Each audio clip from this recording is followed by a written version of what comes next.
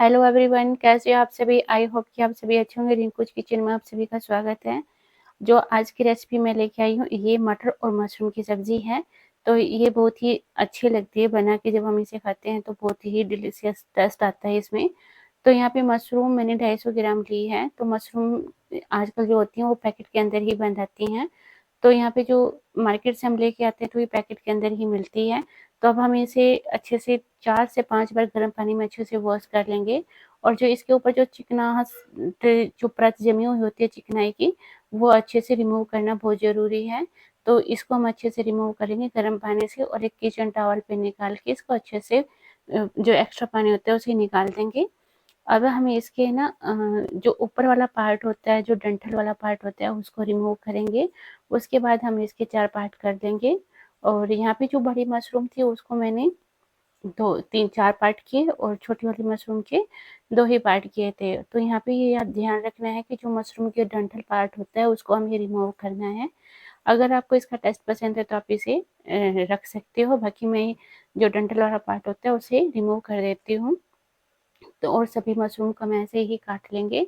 इसके बाद मुझे इसे तलना है, तो मैं एक फ्राई पैन लूँगी और फ्राई पैन में 3 चम्मच सरसों का तेल डाल रही हूँ। तेल आप कोई भी अपने पसंद से डाल सकते हो। तो यहाँ पे मैं तेल में इनको तल लूँगी। तेल के जो किया था मैंने गरम, वो ज़्यादा तेज़ गरम नहीं था और नहीं ही ज़्यादा ठंडा था। और गैस की फ्लेम को मीडियम टू लो रखेंगे, हाई फ्लेम पे इसे बिल्कुल भी नहीं तलेंगे। तो और इसे हमें चलाते हुए तलना है कि चारों तरफ से अच्छे से तल जाए ये। तो यहाँ पे मैं अब प्यूरी बनाऊँगी प्याज की। तो यहाँ पे मैं 2 प्याज का प्रयोग कर रही हूँ। प्याज का साइज़ भी मीडियम है, ज़्यादा बड़ा साइज़ नहीं है ये। तो यहाँ पे प्याज को अच्छे से मैंने छील लिया और फिर 2 बार पानी में अच्छे से वॉश कर लिया था। अब रफली चॉप करेंगे। प्याज के जो बीच में एक व्हाइट कलर का पार्ट होता है, तो हम उसे रिमूव कर देंगे, क्योंकि जो ये पार्ट होता है ना, ये सब्जी का टेस्ट खराब करता है और इसे इसके अंदर हम नहीं रख सकते। तो इसको हमने रिमूव करना बहुत ज़रूरी होता है। तो यहाँ पे सभी प्याज को मैंने, दोनों ही प्याज को अच्छे से रफली चॉप कर लिया और इसका एक फाइन पेस्ट बनाकर तैयार कर लेंगे। तो इस तरह की सब्ज़ी अगर आप सुबह मॉर्निंग में बनाते हो, तो जो ये तैयारी होती है, जैसे मशरूम को तल के रखना, तो ये आप रात को भी कर सकते हो। तो यहाँ पे क्या किया मैंने, सभी प्याज को अच्छे से पीस लिया है। और पीसने के बाद मैं किसी दूसरे बर्तन में ट्रांसफ़र कर लूँगी, और इसी जार में ही मुझे प्याज का टमाटर का पेस्ट भी बनाना है। तो यहाँ पे मैं 4 टमाटर का प्रयोग कर रही हूँ। तो इसका भी मुझे एक फाइन पेस्ट बना के तैयार करना है। दोस्तों, ये रेसिपी आप कहाँ से देख रहे हो, कमेंट करके ज़रूर बताना, और आपको ये कैसी लगी ये भी ज़रूर बताना।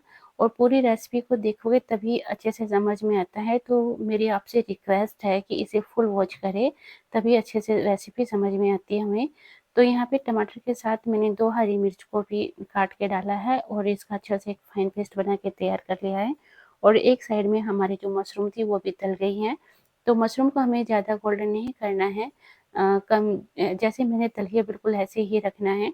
अब ये सारी तल चुकी हैं, तो हम इन्हें निकाल लेंगे एक बर्तन में। अब मैं इन्हें एक बर्तन में निकाल लेती हूँ और एक कढ़ाई में सरसों का तेल डालूँगी। तो यहाँ पे मैंने 2 से या 3 चम्मच के करीब सरसों का तेल लिया है। तेल को अच्छे से गर्म करने के बाद इसमें 1 तेज़पत्ता, 2 छोटी इलायची, 2 लौंग, 5 7 से 8 काली मिर्च, 1 इंच दालचीनी का टुकड़ा होता है वो डाला है। उसके बाद 1 चम्मच मैंने जीरा डाला है। अब जीरे को सुनहरा कर लेंगे। जीरा सुनहरा होते ही हम इसमें प्याज का पेस्ट डाल देंगे।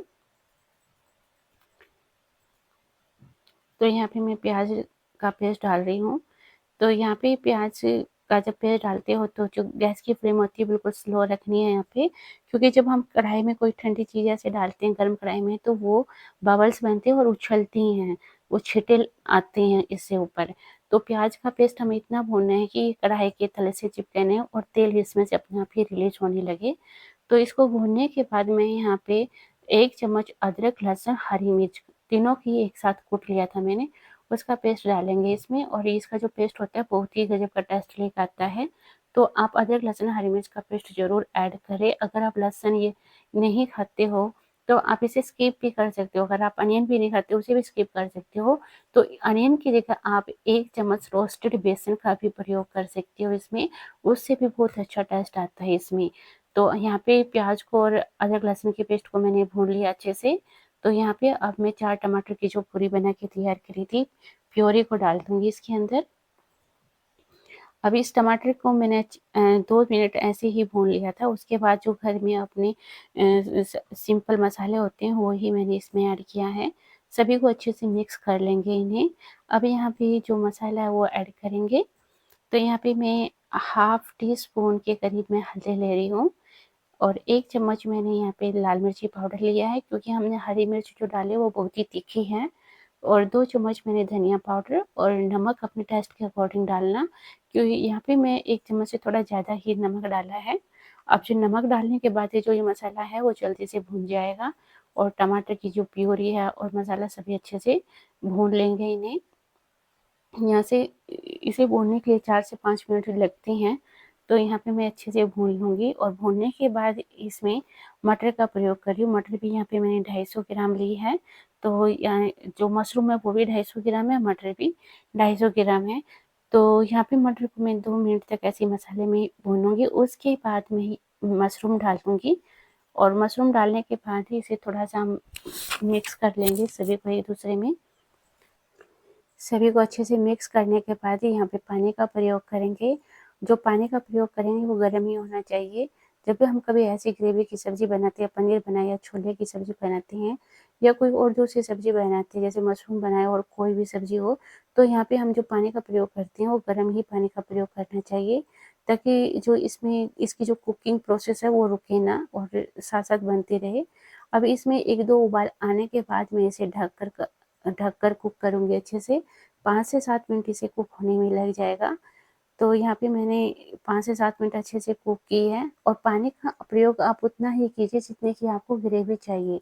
ग्रेवी की थिकनेस आपको कितनी चाहिए उतने ही आप इसमें पानी का प्रयोग कर सकते हो।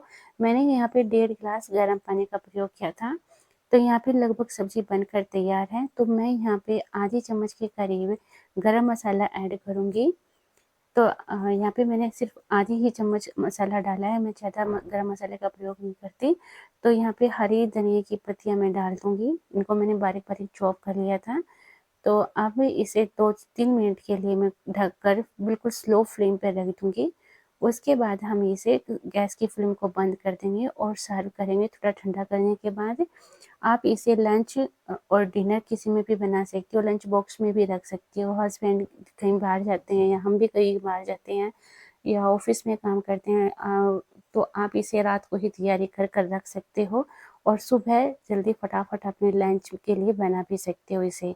तो ये रेसिपी आपको कैसी लगी और मुझे ज़रूर कमेंट करके अगर आप चैनल पे नए हो तो चैनल को लाइक, शेयर, सब्सक्राइब ज़रूर करना और चैनल पर जो मैं रेसिपी डालती हूँ उसको ज़रूर फुल वॉच किया करो। फुल वॉच करने के बाद ये सब्ज़ी का समझ में आता है कि कौन-सा मसाला कितना और कितनी क्वांटिटी में डालना होता है, तभी सब्ज़ी परफेक्ट बनकर तैयार होती है। तो आपसे मिलते हैं नेक्स्ट वीडियो में, तब तक के लिए bye bye and take care.